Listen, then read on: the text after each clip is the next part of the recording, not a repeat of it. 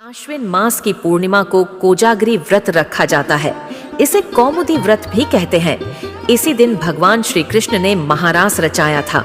मान्यता है कि इस रात्रि में चंद्रमा की किरणों से अमृत झड़ता है और इसी दिन खीर बनाकर रात भर चांदनी में रखने का रिवाज चलता आ रहा है। कोजागरी पूर्णिमा में विशेष रूप से माता लक्ष्मी की पूजा करने का विधान है। पौराणिक कथाओं के अनुसार शरद पूर्णिमा के दिन ही समुद्र मंथन के दौरान मां महालक्ष्मी प्रकट हुई थीं। इसलिए इस दिन को माता महालक्ष्मी के जन्मोत्सव के रूप में मनाया जाता है। इस दिन चंद्रमा अपनी 16 कलाओं से परिपूर्ण हुआ करता है और रात्रि में उसकी रोशनी से अमृत बरसता है। माना जाता है कि इस दिन माता लक्ष्मी पृथ्वी पर आती है और रात में जागने वालों पर अपनी कृपा बरसाती हैं। इस दिन माता लक्ष्मी की पूजा करने पर घर में सुख समृद्धि की प्राप्ति होती है। भगवान शिव भी इसी दिन देवी लक्ष्मी की पूजा करते हैं। अविवाहित लड़कियां भी इस दिन भगवान विष्णु को प्रसन्न करने के लिए उपवास रखती हैं। कुछ पौराणिक कथाओं के अनुसार इस दिन देवी लक्ष्मी अपने भक्तों के दुख दर्द दूर करने आती हैं। बंगला भाषा में कोजागोरी शब्द का अर्थ है वह जो जाग रहा है।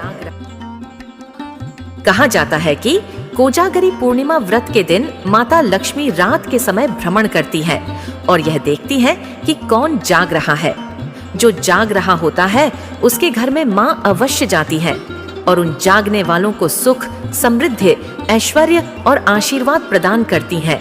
एक प्रचलित कथा यह है कि एक साहूकार की 2 बेटियां थीं।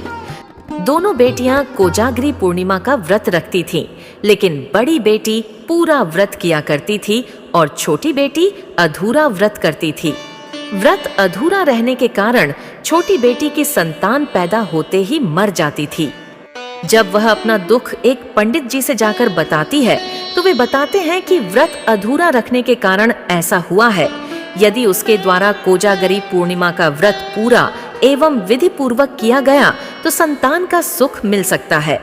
इसके बाद साहूकार की छोटी बेटी कोजागरी पूर्णिमा का व्रत विधि पूर्वक पूरा करती है और इसके पुण्य से उसे संतान की प्राप्ति होती है, लेकिन वह भी कुछ दिनों बाद मर जाता है।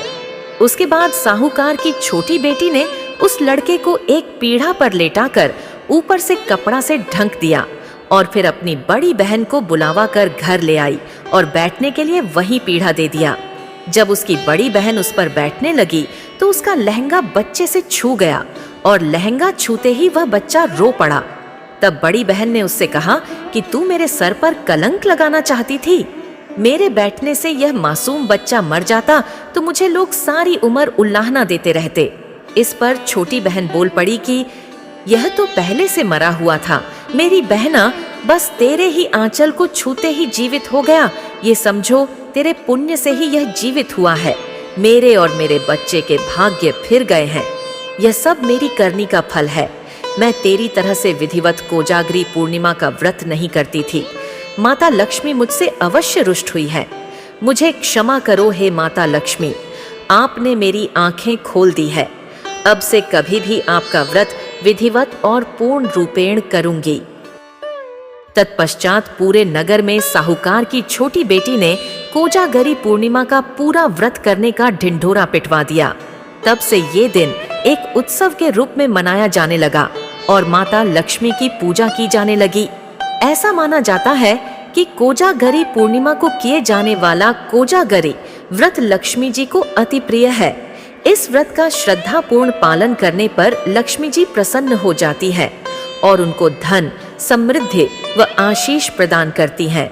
इसके अलावा इस व्रत के पालन करने वालों अर्थात व्रती को मृत्यु के पश्चात भी सिद्धत्व प्राप्त रहता है। नारद पुराण के अनुसार आश्विन मास की पूर्णिमा को प्रातः स्नान कर उपवास रखना चाहिए। इस दिन पीतल, चांदी, तांबे या सोने से बनी लक्ष्मी प्रतिमा को कपड़े से ढककर विभिन्न विधियों द्वारा देवी पूजा करनी चाहिए। इसके पश्चात रात्रि को चंद्र उदय होने पर घी के 11 दीपक जलाने चाहिए। दूध से बनी हुई खीर को बर्तन में रखकर चांदनी रात में रख देना चाहिए। कुछ समय बाद चांद की रोशनी में रखी हुई खीर का देवी लक्ष्मी को भोग लगाकर उसमें से ही ब्राह्मणों को प्रसाद स्वरूप दान करना चाहिए और इस रात्रि को जागरण भी करना चाहिए। माता लक्ष्मी की जय हो। जय महालक्ष्मी माँ, हम सबके घर पर पधारिए, हम सभी को सुख, समृद्धि, ऐश्वर्य और आशीर्वाद प्रदान कर परिपूर्ण कर दीजिए। माता लक्ष्मी की जय हो। माता लक्ष्मी की जय हो। माता लक्ष्मी की जय हो। जय महालक्ष्मी। जय महालक्ष्मी। जय महालक्ष्मी। जय माँ महालक्ष्मी। जय माँ महालक्ष्मी। जय माँ महालक्ष्मी। जय माँ महालक्ष्मी। जय माँ महालक्ष्मी। जय माँ महालक्ष्मी। दोस्तों, इसी तरह हमारे चैनल पर बने रहे। आप सभी का बहुत बहुत धन्यवाद। अगर वीडियो अच्छी लगी हो तो चैनल को सब्सक्राइब करें, लाइक करें, कमेंट करें और इसे शेयर करना भी ना भूलें। मिलते हैं नए नए रोचक एवं ज्ञानवर्धक वीडियो के साथ। जय भारत, जय महाराष्ट्र, हिंदुस्तान जिंदाबाद, वंदे मातरम।